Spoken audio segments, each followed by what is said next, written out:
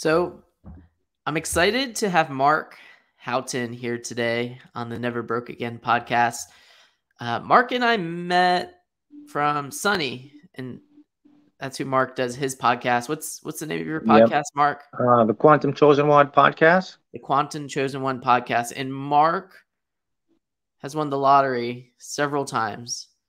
Yeah. That has all to do with his mindset, and he shows other people in the world how to change their mindset so that they don't have these mind knots, these limiting beliefs, so that they are not blocking out opportunities that could be right in front of them. So Mark's going to share a little bit about his story and how he's gotten to where he is today. So happy to have you on, Mark. And I mean, how did you discover this?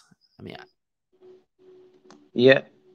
Well, it's about the mind. The mind through quantum physics and psychology of the human brain and mind. I've been studying that. I'm into that, and I always believe that our thoughts, our emotions, they actually can influence our world, and that became evident when I started to study more about quantum physics and how reality works and how what we're actually made of.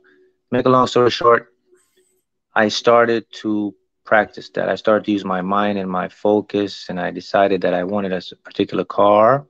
It was a Dakar yellow BMW M3, and I decided I was going to win the lottery to do it.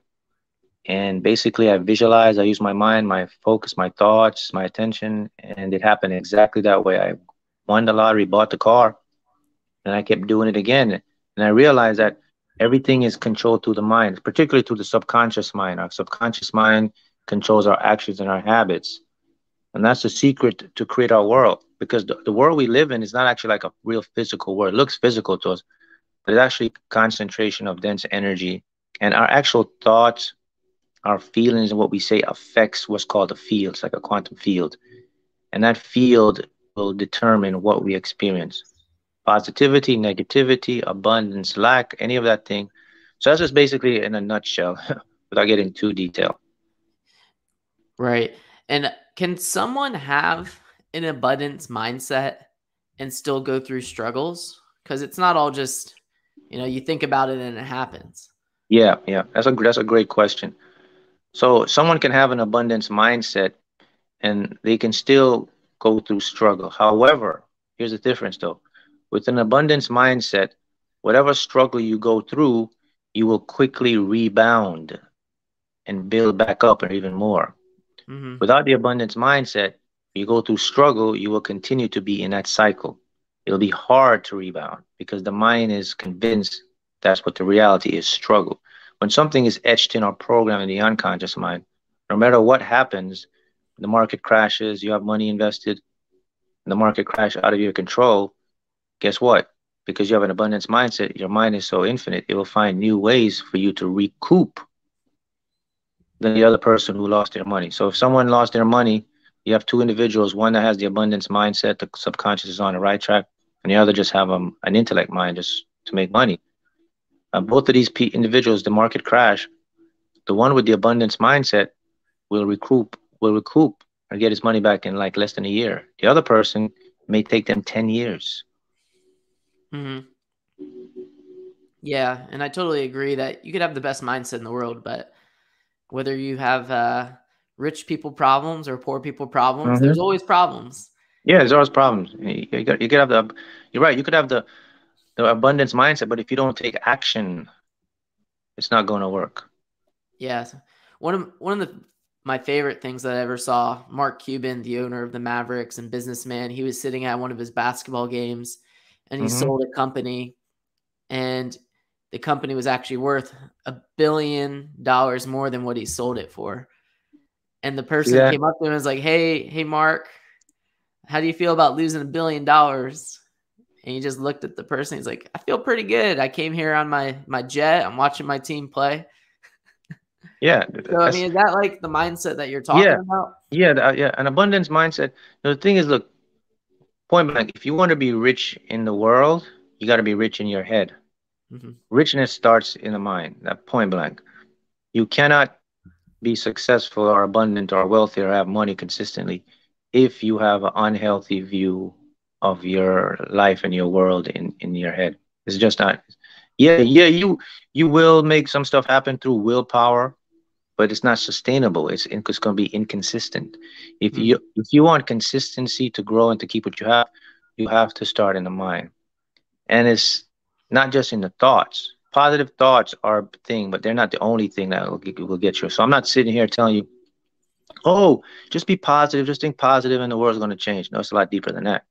Positive thoughts is an aspect towards this. The full scope is the mind that you have to get into the subconscious. You have to convince your unconscious mind that what you want is real and it's possible. And it's easy to do because your subconscious believes everything is happening now. So it comes down to repetition, discipline, focus, patience, faith, and repeat that. You have to become uncomfortable and make the comfortable uncomfortable. You got to expose yourself to new things, to new ways to do things. This is how you're going to get an abundance mindset. You have to get out of your comfort zone. If you want to have that nice apartment or that money, then you have to visit those neighborhoods and walk into the shops because your subconscious can't tell the difference what is real or imagined. If you want to be a successful investor, trader, or anything of that sort, you got to surround yourself with content. You got to watch things with people trading, making money. All those will impress your mind, and you have to do it over and over. That's what abundance mindset is. It's surrounding yourself to new and inspiring materials that will program your mind to that. Because the thing about the mind is, once something gets in there, it accepts it to be true. It doesn't. It's not going to change. Now it's going to work to bring that into your reality because that's a subconscious thing.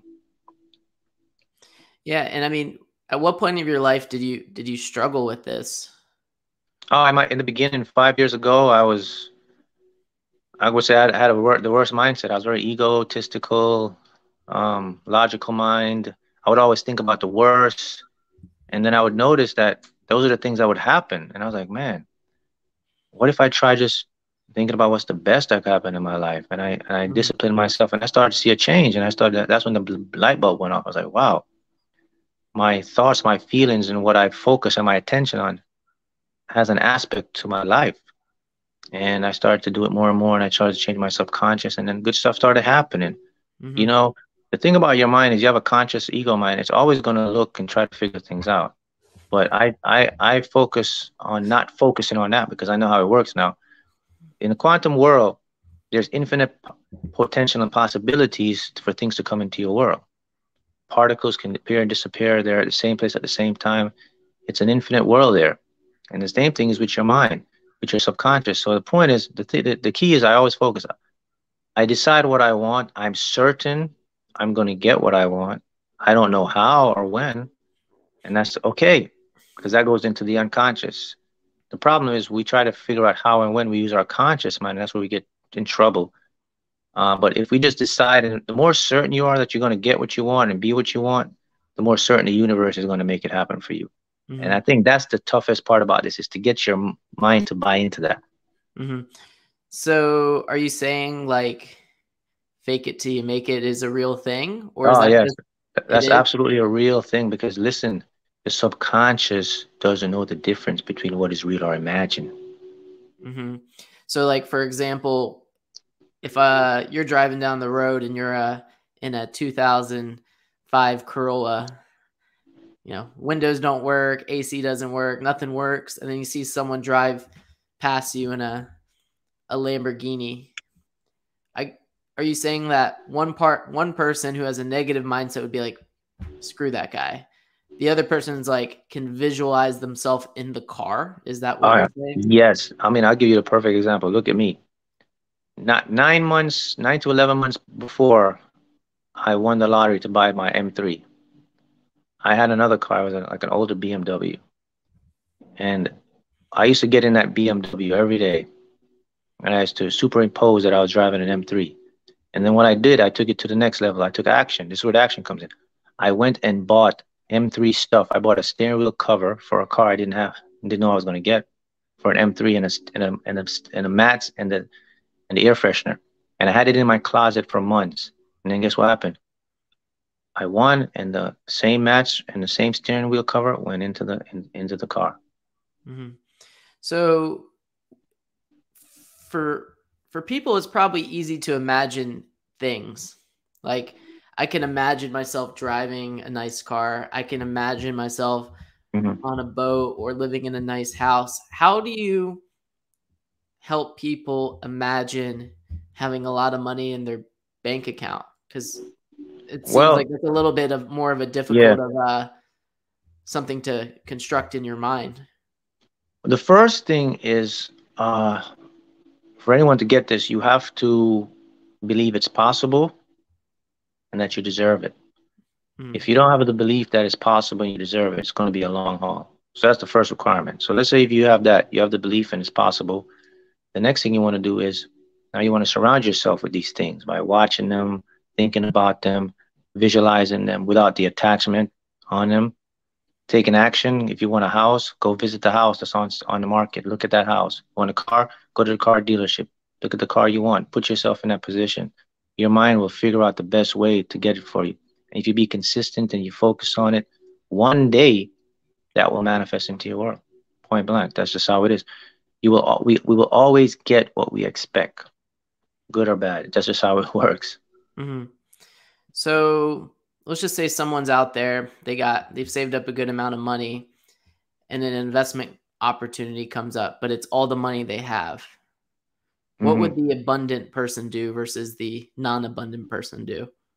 Well, of course, the abundant person is going to have some logic and common sense now. An abundant person would invest some of that money, you know, not all of it. If you're not, I mean, if you're going to have your intuition, but you'll definitely invest in it. You would invest because you're seeing that, okay, this is an opportunity for me to make more money. That's what an Mhm. abundance. Now, a person with a lack mindset might figure excuses, might look like what's wrong, why it wouldn't work, why I'm not going to do it. That's a lack mindset. An abundant mindset is someone that has an open mind and are more fearless, but they take calculated risk. Mhm. Right. So like for example, let's just say I have a terrible mindset. I come to Mark. Hmm. Mark's you also do mindset coaching and you tell me Right. what the price is and I go, "Well, I don't know if I can afford that." What would you say to that person? Well, that's that you would say to that person, look, you have to invest in yourself. That's the mindset. That's what you're programming your mind. You don't deserve it. You don't Mhm. say I can't afford that. You say, how can I afford that? Mhm. What would it look like to have that? That's an abundant mindset. Abundant mindset is not settling for lack and figuring out your abundant mindset is like, how can I afford that? What would it look like to have that? That's the secret to an abundant mindset.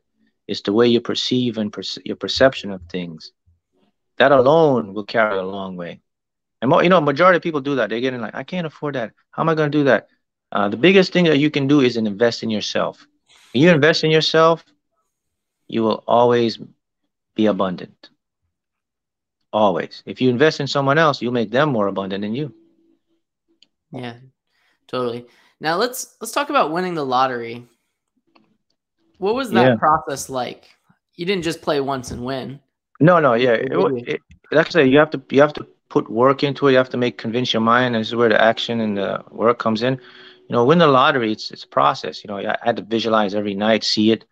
I bought my tickets daily. I created a budget, and I just continued and I persist on that.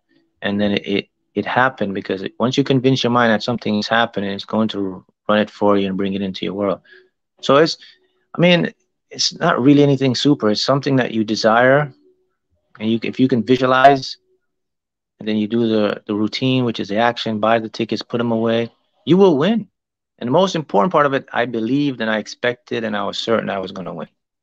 Hmm. And what lotto are you playing? You playing scratch off? You playing the? Well, the lotto I won, the first one is a Fantasy 5 here in Florida, so I won the top prize, and then the other ones I do is the pick 4 or 5, where I see my own numbers and they come in, I meditate, and I win those lottos, and it's you win six figures amounts. It depends on you. Mhm. Are you picking your own numbers? Uh, yes, I pick the numbers, but these numbers come to me through like a meditation, or I use the universe, and they'll send me these numbers, and then I'll stay with them, and they'll come out. Like I said, it reality is fascinating. We haven't even scratched the surface. I mean, the things that you'll experience and see, it's totally different than what you were taught and grown up and believed when we were in traditional school. Hmm. Totally. So what's like the first step someone can take? Is it this Right. meditation? Is No, it, well, no, the first step someone can take is to monitor the self-talk in their head for mhm. about a week. Write down, and you'll see how much negativity you put on yourself. That's the first step. Analyze what's in your mind and then change it. Start to talk good about yourself. Listen to the voice in your head. You're not good. You can't do it. Change it. That's the first step. You have to become aware of what your mind is saying because most of us have gotten used to this negative chatter in our head. We just think it's normal, but it's not normal. Yeah, and I mean, obviously having a positive mindset is definitely key, especially getting Yeah. you through certain challenges that may come up, like you're driving to work and you get a nail in your tire or something hmm unexpected comes up.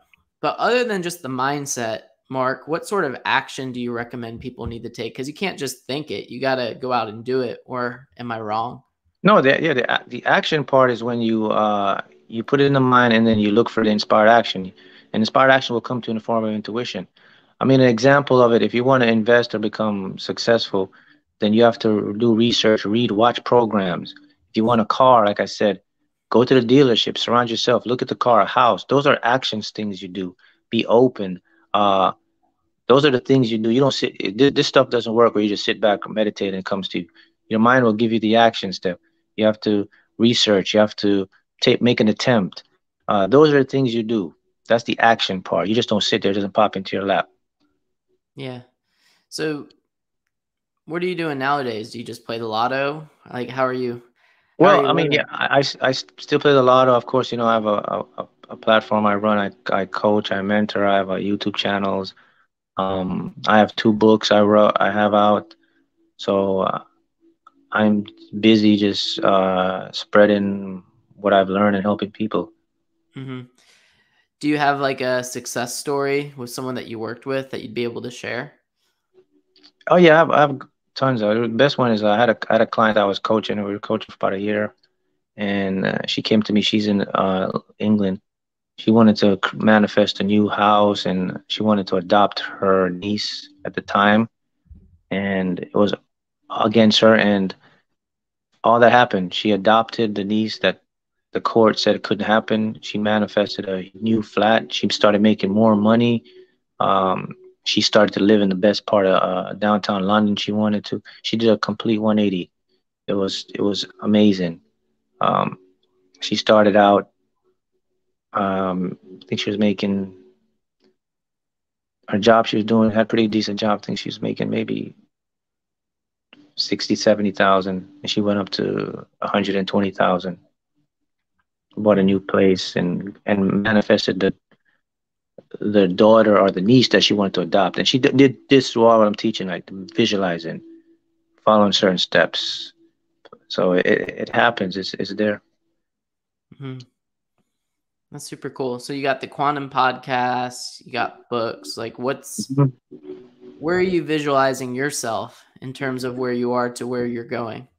Well, the thing is, right now I'm where I'm supposed to be. My goal is just to continue to just put information out, help people, spread the information, and then whatever is next for me, the universe reveals it to me. But I'm doing what I'm supposed to do right now. I'm happy. I'm Mhm. contented. I'm in helping people or being of service to others. That's where I'm at right now. Gotcha. Right here on the Never Broke Again podcast. This is where we're supposed to Yeah, be. exactly. Right where we're supposed to be. Yeah. And I find it funny how you just randomly, there's points in people's lives where they're seeking Mhm. opportunities Right. versus attracting opportunities. Yeah, yeah. I agree. Would would you be able to shed some light on what that means in your world based on your experiences? Yeah, seeking and attracting are one and the same thing. So when you seek something, you're going to start to attract it. Mhm. So nothing happens by coincidence. So when something happens, it's purpose. It's something you have to do, and that's how I look at it. So like meeting you on the podcast and everything, it's an opportunity, something you have to do, something you can learn, and something you could teach me or whatever. But we all are here to learn and to pick up from each other. Mhm. Now, would you say that sometimes you can start to attract the wrong people, or the wrong opportunities? Oh yes, that happens. Because things happen. Remember, we have an ego, a mind, and it happens also because maybe our subconscious mind isn't online, so our own minds can put us in negative situations. That's why it's important to get your mind on track. But let's say you do have your mind on track.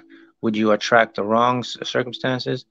Not necessarily. You may attract. Not, I wouldn't say attract, but a person or negative person might come into your area because remember, the dark will always seek the light. So because of your positive aura, you may attract someone that's negative, want to take or become a part of that. And that's where your intuition and your logic and your guidance system will come in to help you to do that. But it happens. There's parts of this reality that you and I can't control. I mean, I say we control about 70% of it, which is a lot. And the other 30% is just things that are out of our control, other people's situations. But for the majority, we deliberately create about 70% of our world.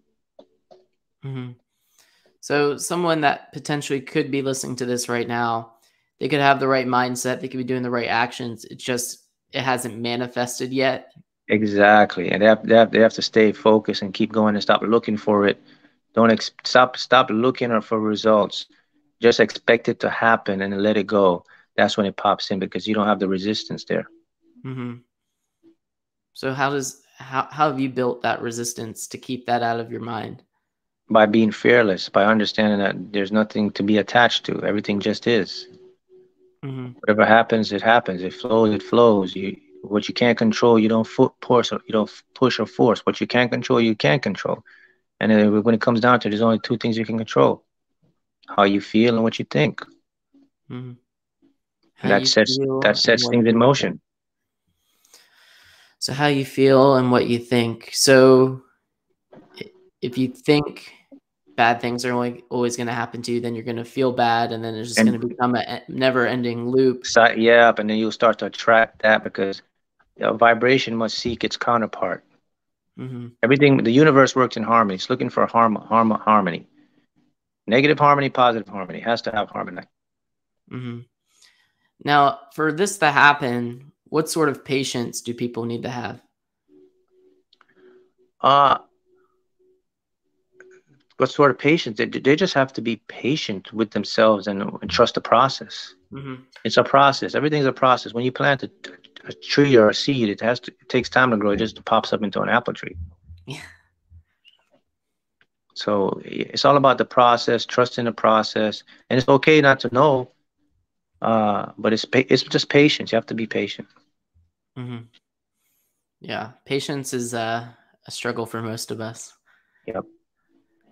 So, in doing all the right things and just knowing that eventually that seed's going to turn into a sprout, and that sprout's going to turn into a tree, and then exactly going to bear some fruit. 100%. So, to teach people that patience, because a lot of people are going for the quick fix, the quick money, the quick, I want to lose 10 pounds. Would you say that is a poor mindset, or just is that abundant mindset, or like a mix? Like, no, that's a lack mindset. When you're trying to do something or get something, that's lack. Because according to the universe and quantum field theory, quantum physics, you already have everything.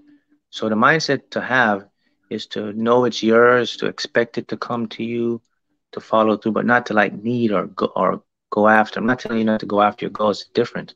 You can go after your goals. The analogy is this: you can either work smarter or you can work harder. Totally.